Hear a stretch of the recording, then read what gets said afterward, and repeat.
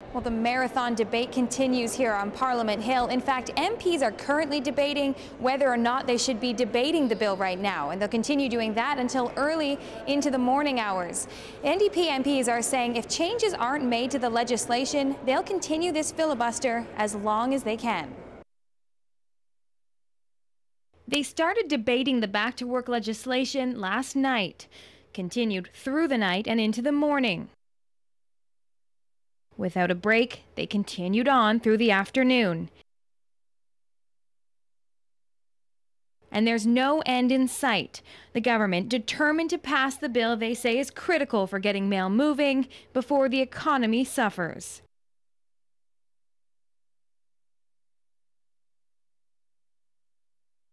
The official opposition determined to oppose it and filibuster as long as possible, saying the legislation will set a dangerous precedent for future negotiations. But behind the scenes, Jack Layton says there is work being done to try to find a solution. But the government says so far it hasn't seen amendments it would be willing to pass.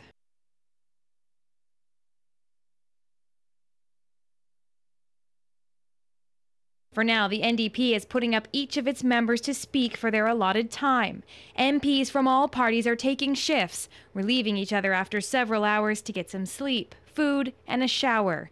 But one MP has been in the House the entire time. Elizabeth May is the only member of the Green Party in the House of Commons, so she will stay as long as she can and leave for short cat naps as necessary, though she says there is no need for this polarized debate.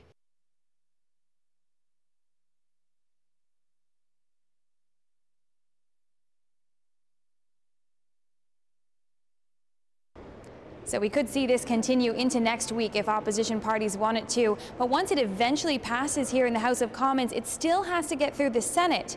And then 24 hours after that, we'll see postal workers back on the job. Jim.